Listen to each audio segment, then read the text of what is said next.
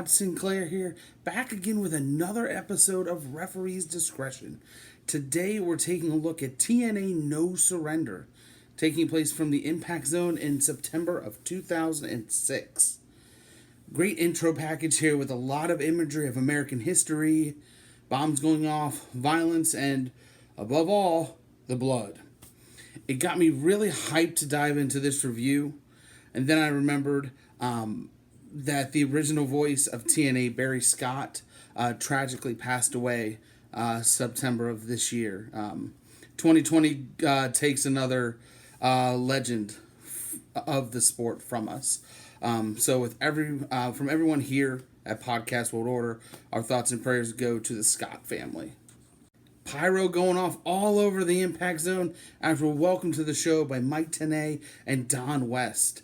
They refer to this huge announcement throughout the show, saying that it will change the wrestling industry forever. Opening contest is Showtime Eric Young versus A1. Team Canada ex-teammates squaring off here in the opener with The Muscle and The High Flyer. EY in his Don't Fire Eric phase as he gets the crowd going with his own yay and boo chants as he is referring to A1. EY to the top rope early, hitting a big crossbody. A1 catches EY in the corner, hitting a big power slam. EY trying to make a comeback, but A1 grabs him by the neck and throws him right over the top rope. A1 with his knee in Eric's back, pulling his arms back. EY counters with a backwards drop kick while still in the hold. Very unique and great reversal. Eric Young on fire now hits a Luthez press to start his comeback. EY hits a big elbow drop from the top rope, gets a near fall. A1 gets a quick pin but puts his feet on the ropes for leverage. The official spots it and takes care of business. A1 has EY set up for a tombstone pile driver. EY reverses. He now has A1 in a wheelbarrow, throws him in the air, and hits a big neck breaker for the win. Crowd pops huge for this. I'm going to give this a 1 count.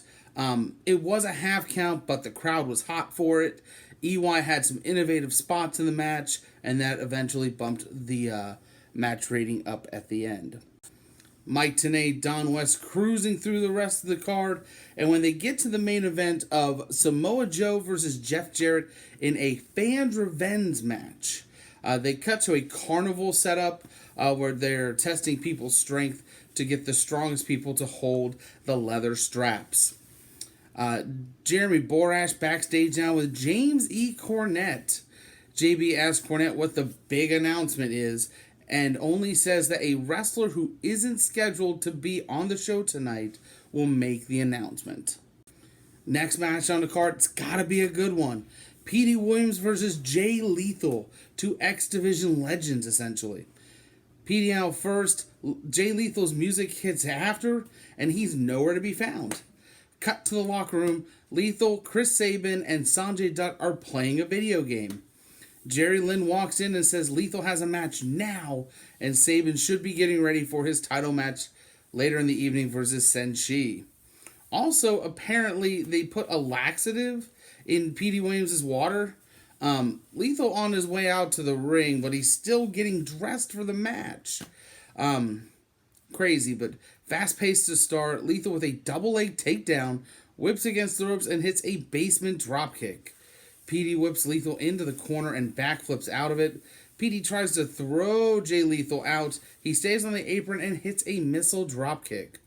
Lethal on the apron now. Petey baseball slides through the legs of Lethal, pulls Lethal by the tights into the barricade back first. Petey in control now has Lethal draped on the second rope and hits a dropkick to the back of the neck. He stops for a moment and briefly grabs his stomach, like he has some stomach issues going on.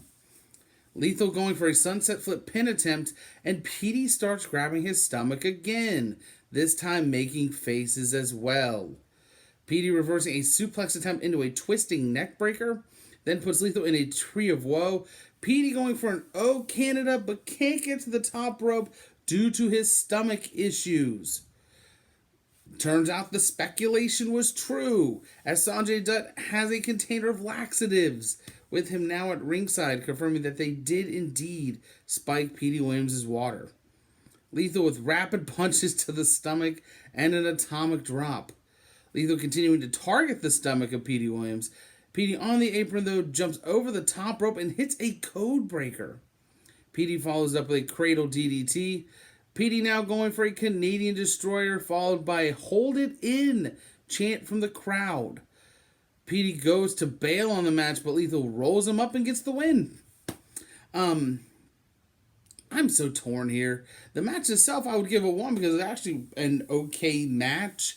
I expected more out of them, but throw in the comedic fodder, which I'll get to in a moment. And that kind of hampers everything else. The laxative angle gets a 0, 100%, and I will get to that later in the review.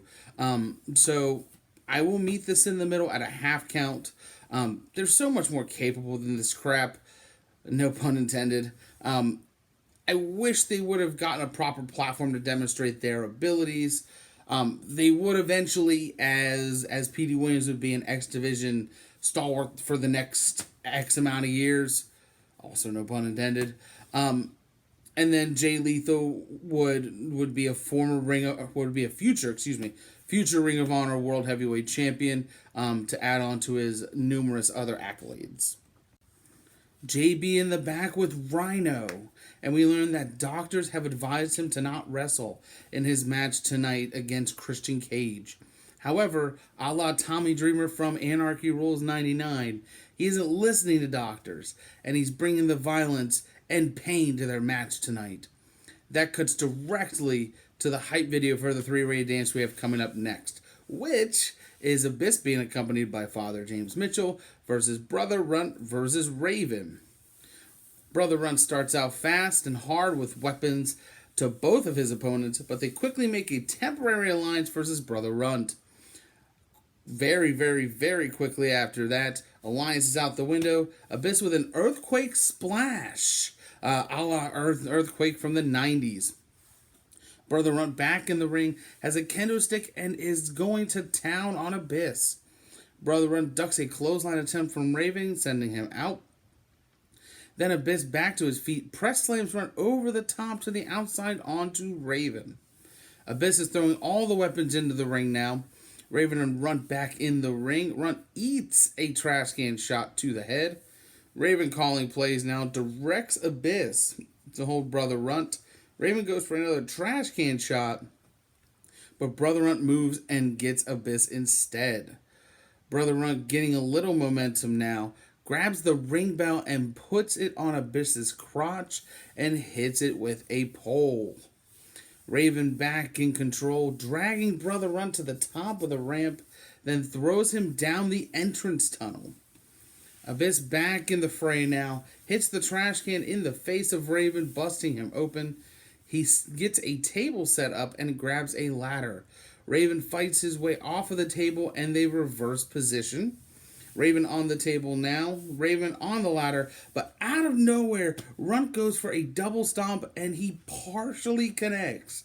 It looks like he hits and then his feet just slide off of both the body and the table and eats it onto the ramp. Raven now has a dog collar around the neck of Brother Runt, and they go to the production area where Raven has 2 tables stacked and set up already. Raven up the scaffolding and hangs Brother Runt over the side. He gets Runt up on the scaffolding with him, then throws him through the 2 tables below. Raven drags him to the ring, but by the time he gets there, it's only a near fall, but also due to Father James Mitchell. Raven hits a splash on Runt, going for a bulldog, but then gets caught by Abyss for a black hole slam for the win. I'll give this a 1 count. Abyss was gone for essentially the final half of the match, and Raven carried the entire match. Now, in 2006, if Raven is carrying a match, it probably won't be good. But it was actually okay. A lot of weapons, but not a lot being used. Good back and forth between him and Brother Runt. Overall, not bad. JB backstage with NWA World Heavyweight Champion Double J Jeff Jarrett. He says fans love him because he's honest, not because he pulls the wool over the fans' eyes like the TNA management does. He said he knows who is announcing the special announcement. EY pops in and says that he couldn't find anyone. Jarrett tells Eric Young to find Sting so Sting doesn't steal his thunder. Alright, here we go. TNA at its finest. Triple Chance Tag Team Battle Royal to earn number one contendership status for the NWA World Tag Team Championships. I'll go over the teams and then we'll jump right into the rules of this match. We have 8 teams altogether. We have America's Most Wanted, Chris Harris and James Storm, being accompanied by Gail Kim. The Naturals, Andy Douglas and Chase Stevens, being accompanied by Shane Douglas. The Paparazzis, Alex Shelley and Johnny Devine. Shark Boy and the Big Wiggle himself, Norman Smiley. You have Kazarian and Maverick Matt. Ron the Truth Killings and Lance Hoyt. Diamonds in the Rough, Elix Skipper and David Young, being accompanied by Simon Diamond. And the James Gang, BG and Kip, also known as Road Dogg and Billy Gunn. So here are the rules. Royal Rumble rules, essentially elimination over the top rope. However, you stay at ringside until both members of your team are eliminated. Once that happens, your team is then eliminated. When the match gets down to the final 2 men, they are joined by their tag team partner for a final tag team match. The winner of that match will earn an opportunity at the NWA World Tag Team titles. Obviously, starts off, there's 16 men in the ring. It's a massive just crowd of men just throwing punches and strikes and chokes in the corner. Moment of the first part of this match is Chase Stevens springboards up to the top rope. He's facing the crowd. James Storm pushes him. He flies out of the ring, over the barricade, and into the crowd where you have fans that are now sprawled all across the ground. It was absolutely insane, but that was really the only thing you need to know about the first part of this match. But the order of elimination is as follows. You had Shark Boy and Norman Smiley go out first, followed by the Diamonds in the Rough, R-Truth and Lance Hoyt, Kazarian and Maverick Matt, the Paparazzis, and now the 3 teams that are still in contention for this. You have the James Gang, you have the Naturals, and you have America's Most Wanted. Kip James has Chris Harris in a head scissor, trying to pull him over the top, both trying to skin the cat. Kip wins the brief exchange and stays in the match, which means that America's Most Wanted is eliminated, right? However, there are referees on the ramp trying to break up a brawl between Kazarian, Maverick Matt, Johnny Devine, and Alex Shelley. So they don't see Chris Harris get eliminated, and neither does Earl Hebner, who is tending to the injury of Chase Stevens. James Storm then quickly rolls Chris Harris back into the ring, who then throws out Kip James. So our final tag team match is America's Most Wanted versus the Naturals. Stevens trying to recover while Storm and Harris take control of the match. Huge delayed vertical suplex from Chris Harris. Belly-to-belly overhead suplex on the outside to Douglas from Storm. Going for a last call, Chris Harris to the top, but gets distracted by the James Gang, who have been rightfully wronged. While all that's going on, Chase Stevens makes the tag to Douglas. Storm goes for the Eye of the Storm. Douglas spins out of it, rolls up Storm, gets the win. I'm giving this a 1 count. The Battle Royal was obviously a huddled mass of men. Props to Chase Stevens for taking a crazy bump into the crowd. The tag match portion of this wasn't anything special. It was very quick. But it caps off a feel-good story with the franchise, Shane Douglas, and the Naturals. Promo package for the X Division Championship match, heavily focusing on the playful nature of Chris Sabin, Jay Lethal, and Sanjay Dutt, as they are constantly fixated and mimicking stunts from the movie Jackass Volume 2. Refer to the Jay Lethal versus P.D. Williams match from earlier. So now we transition into the actual match. Challenger Chris Sabin versus the X Division champion Senshi, also known as Low Ki. To earn this championship opportunity, Chris Sabin defeated future Motor City Machine Gun tag team partner Alex Shelley at the previous month's pay-per-view, Hard Justice, to earn this shot. Back and forth grappling to start, Senshi goes for a huge kick to the face. Sabin moves and starts taunting. However, with one kick, Senshi connects with a kick to Sabin's behind, and he rolls to the outside. Sabin gets a single leg takedown and kicks into another gear. Chops from Senshi, but Sabin gets back into control with a slingshot senton. Chris Sabin trying to keep Senshi grounded with submissions and big power moves. However, Senshi counters a suplex attempt with a rolling heel kick and a shriek that I cannot mimic on this show. Chop battle ensues. Sabin off the ropes but gets cut off with a kick to the gut. Drop kick from Sabin sends Senshi to the outside. Sabin goes for a suicide dive, but right as he gets his head through the ropes, Senshi cuts him off with a kick to the head. Chris Sabin recovers, tries an Irish whip, but Senshi reverses, doesn't whip him, but hits an enziguri instead. Upper body laying across the second rope now, Senshi connects with a double stomp to the back of Chris Sabin. Sabin executes a dragon screw leg whip on Senshi.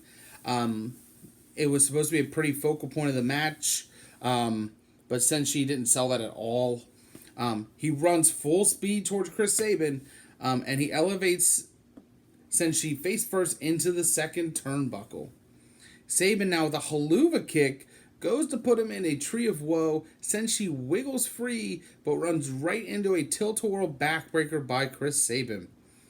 He then hits a springboard missile dropkick on Senshi for a near fall. Senshi recovers once again rather quickly. Flapjack and two kicks to the chest of Chris Sabin. Senshi goes for a disaster kick. Sabin ducks and hits a standing enziguri. Sabin to the top. Senshi cartwheels to hit a jumping high kick. Both men up top now. Senshi ends up in a tree of woe. Sabin with a big basement drop kick. And Sabin with a powerbomb attempt, but Senshi counters out of it and hits a double stomp. Senshi to the top. Then we see a run-in from Sanjay Dutt and Jay Lethal. Dutt in the official's face. Lethal with some sort of blow-up doll dressed as Chris Sabin. Senshi going for the Warrior's Way on who he thinks is Chris Sabin, but it's the doll, so I don't know why he even attempts it, but he realizes, I guess, midway through his jump,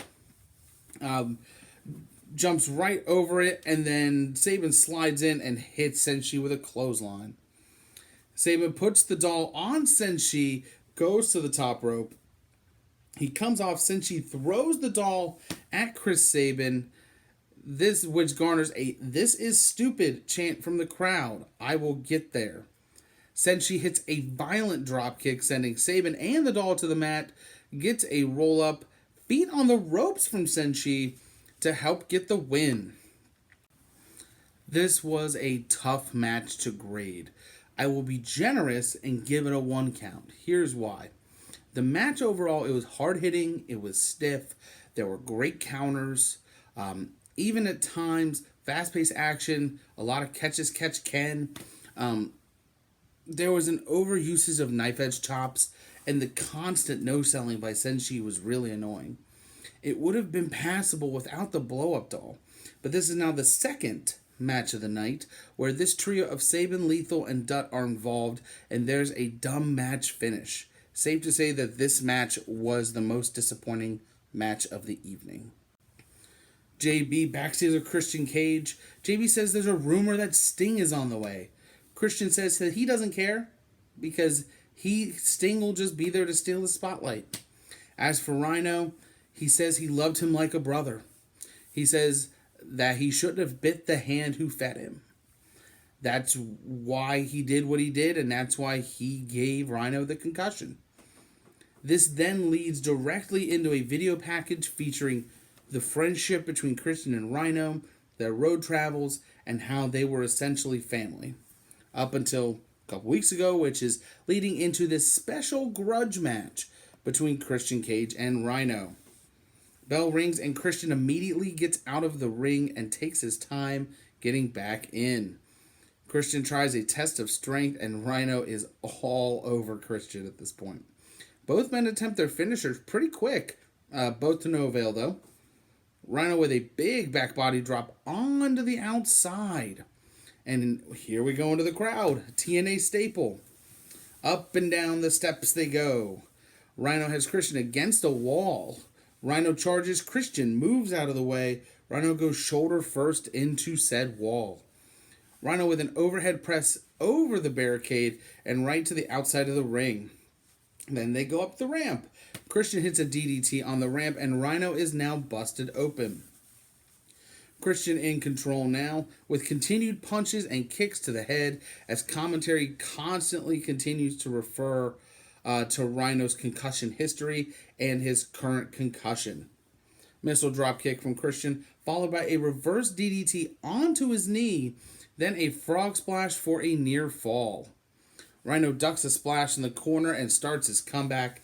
He caps it off with a big belly-to-belly for a near fall.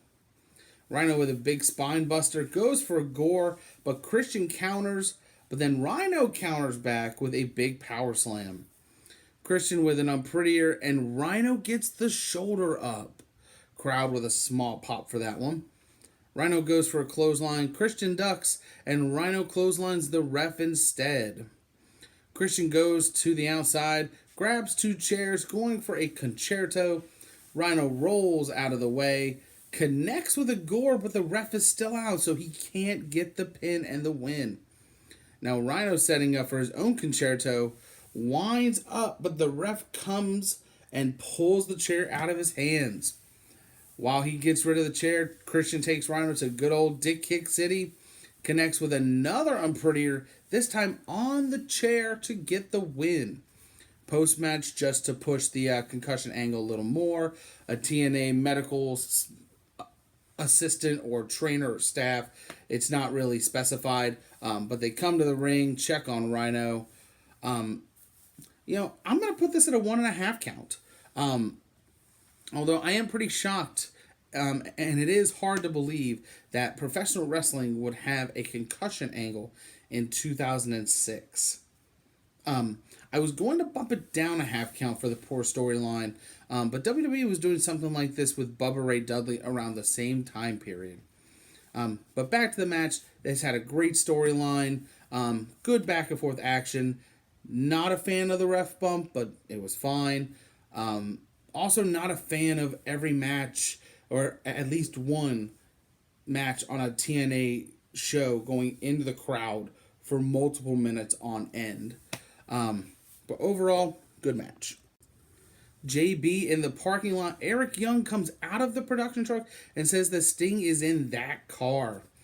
Out from behind said car comes Hernandez and Homicide. Eric Young apologizes because he didn't know that they were trying to steal the car. Conan comes from behind, chases him away.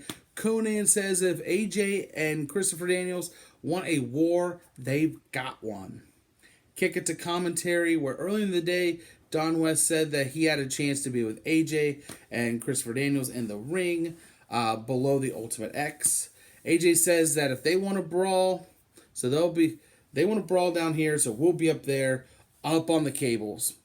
Daniel says the problem he has is with Conan because every time he gets a mic, he starts spewing his racist propaganda. He then even goes as far as to say that if Eddie Guerrero was between Conan and something Conan wanted, he would slit Eddie's throat to get this. This was in 2006 that he said that. And I don't know why I forgot that was said, but oh my gosh, why bring Eddie Guerrero? Why say that? Just blew my mind. Right after though, video package plays, hyping up the Ultimate X match and the tag match in general. Here we go, the Ultimate X match for the NWA World Tag Team Championships. This is the first time that there's been an Ultimate X match with a set of tag team titles. You have Christopher Daniels and AJ Styles, the challengers, versus LAX, Hernandez and Homicide, the champions, being accompanied to the ring by Konnan. Jeremy Borash is in the ring, acting as the special guest announcer. Bell sounds, and immediately all four men begin to brawl. Homicide catapults AJ into Hernandez, gets him in a bear hug, then hits a huge belly-to-belly overhead suplex. Homicide starting to climb Ultimate X, but Daniels cuts him off. Great teamwork, though, from AJ and Daniels as AJ climbs Ultimate X. This time, Homicide cuts him off. Homicide with a chair now, but misses a shot to Daniels. Daniels to the outside, Homicide with a suicide dive, and his momentum carries him over the barricade and into a wall. AJ then hits a Sasuke special onto Homicide onto the outside. Daniels now has a Koji clutch locked in on Hernandez, but Homicide breaks it up. AJ with a springboard crossbody onto Hernandez, who then catches him, gets him in a modified tree of woe. Homicide hits a basement dropkick on AJ, and this is still while Hernandez has him in this tree of woe-esque maneuver. Then Hernandez lifts him up and hits a huge jackknife powerbomb. Konnan slides a ladder into the ring. Homicide starts to climb to get the belts, but to no avail. Daniels then throws the ladder out of the ring, get a small TNA chant. Daniels to the top. Hernandez meets him up there. He grabs Daniels by the throat, overhead tosses him nearly across the dang ring. Hernandez going for the titles now, but is cut off by AJ. Homicide then goes for the titles. AJ climbing to meet him on the cables. Homicide hits a cutter off of the cables. Daniels going for the titles now, but Hernandez catches him, has him in almost a Doomsday Device-esque hold, but then hits a bulldog. So it is a Doomsday Bulldog from LAX. Hernandez going for the titles now, but AJ pulls him off. AJ going on a small roll here, hits a Pele kick on Hernandez, and in his repertoire, as always, an Acai DDT on Homicide. Homicide going for a frog splash on AJ and misses, and AJ and Daniels counter with a high-low. They're trying to double team Hernandez, but they end up getting a double clothesline. Konnan pulls out a table and sets it up on the outside of the ring. Wonder if it will be used. Hernandez going for a border toss on AJ through the table. Daniels makes a save. Hernandez gets caught with a Uranagi by Christopher Daniels. A frog splash from AJ. A BME from Daniels. And then finally a spiral tap from AJ. Homicide has AJ on the apron in front of the table that Konnan set up. AJ reverses and connects with a Styles Clash through the table. Oh man, so many opponents of AJ Styles have been injured. And not many, but there have been people that don't execute the move on their half well and end up getting injured.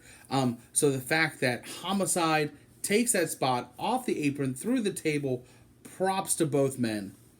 In the ring now, Hernandez chasing Daniels up the scaffolding. Daniels kicks him off, but Konnan is now in the ring with a kendo stick, hitting him, trying to knock him off. Daniels climbs the scaffolding now. He's on the top, jumps to the middle of the cables and the Ultimate X to grab the titles and the win. Holy smokes. More history here on referee's discretion. It's the first 3 count. That's right. This match was incredible. Story was there, risk-taking was there, and it only intensified as the match progressed. All 4 men, you can even throw Konnan in there, all 5 men, incredible job, phenomenal match. We still have 1 match to go, and plus the special announcement. Can it do better? Let's find out. Hype package for the main event heavily featuring Jeff Jarrett and his actions stemming from Hard Justice the month before, and Cornette then picking his opponent, the then undefeated Samoa Joe. So officially, it's a non-title match. It's also the fans' revenge match.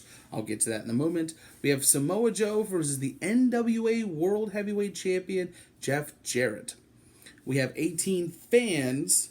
So you have 3 fans on each side of the 6-sided ring. Because at first, I was wondering, why 18? Such a strange, odd number. But then I did the math. But they're all at ringside, all with leather straps. Jarrett getting ready to come to the ring, but Eric Young says he can't find Sting anywhere. Jarrett asks if he checked the rafters. EY says no. Jarrett tells him that this is his last chance to find him. Jarrett looks like he has some extra layers on to protect him from the leather strap beating. Jarrett tries to escape the match early, but gets scared of the straps.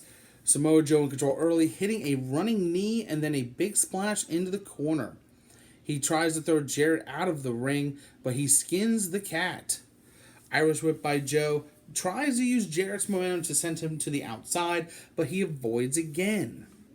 Joe starts taking off some of Jarrett's t-shirt layers, hits a big Uranagi, and finally gets him thrown to the outside. He only gets whipped a couple times and then is right back in. Jarrett throws Joe to the outside, hoping that the fans will whip Joe as well, but to no avail. Jarrett goes to get Samoa Joe back in the ring, does so, and in the process steals a leather strap from one of the fans. 3 shots to the back of Joe with the strap, and Jarrett starts to choke him with it. Joe recovers briefly, but Jarrett wraps the strap around his fist and hits Joe in the face. Jarrett to the top hits a big crossbody for a near fall. He tries another crossbody, but Joe avoids, just walks away. Joe then hits a running kick to the face of Jeff Jarrett and then a backsplash or a senton. Joe takes all of the shirts off of Jarrett now, starts really laying in those knife edge chops, throws him to the outside where he had to get hit at least a dozen times. Joe calls for a strap from one of the fans and gets one so he can light Jarrett up a few times himself. Jarrett hits a drop kick though for a near fall. Jarrett wraps that strap up around his hand again, but Joe counters with a big power slam. Joe goes for a kick on a seated Jarrett, but Jarrett counters, rolls him up for a close near fall. Joe uses his strap to tie Jarrett up to the top rope, so now he's draped over the top rope, and fans are now coming in, taking their licks, hitting him as many times as they can. They've got to get other officials out there to try and control the match. In the midst of all this, of the huge scrum, essentially, Jarrett slides out of the ring, grabs his guitar, gets back in, swings and misses. Joe locks in a sleeper. Jarrett hits a low blow, connects with a stroke into his guitar for a near fall. Both men on the second rope now. Jarrett going for another stroke. Joe counters with a kick to the face. Quickly, Joe sets up and connects with a muscle buster to get the win. Post-match, Joe grabs the NWA title, walks away, and Jim Cornette comes out to mock Jeff Jarrett. I'll give it a 1 count. It's a unique interpretation of a lumberjack match. Everyone got their spots in, nothing exciting, but it was entertaining. Samoa Joe can still move in 2020 like he did in 2006, and it's a shame that he's stuck behind a commentary table on Raw. Alright, we've been waiting all night now. Time for the big announcement. Jim Cornette says that TNA Impact is finally going prime time. Jarrett doesn't seem to care, goes to leave, but Jim Cornette says that that's not the big announcement. Swerve. He points to the video board for a video package for Kurt freaking Angle. The video package barely started, and you can hear the crowd losing their minds in the background. Angle in the video package says, "It's real. It's damn real." He laughs, fade to black. Quick analysis on that though. Wow.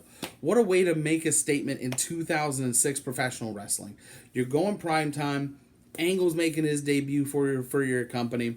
He would make his debut in October 2006, and his tenure would last almost a decade until March of 2016. He was on the indie circuit for a bit until being announced as a member of the WWE Hall of Fame class of 2017. During his time in TNA, he was a 6-time World Heavyweight Champion, a 2-time Tag Team Champion, a 2-time King of the Mountain winner, a 1-time X Division Champion, and a Hall of Fame inductee in 2013.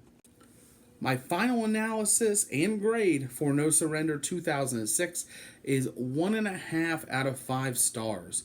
The Ric Flair Award goes to the NWA World Tag Team Championship match, which is also the Ultimate X match. The Russo Award goes to the shenanigans of Chris Sabin, Jay Lethal, and Sanjay Dutt throughout the show. This show was riddled with odd decisions. First, I'll get to the Kurt Angle thing, which I already gushed about a few moments ago. Incredible announcement to end the night. I was honestly at a 2 count, and then I remembered the Russo Award winner. Fun fact, though, Vince Russo was hired as a creative writer 3 days before this show. I don't blame him for a lot, but if he had creative input, it was probably somewhere on this show.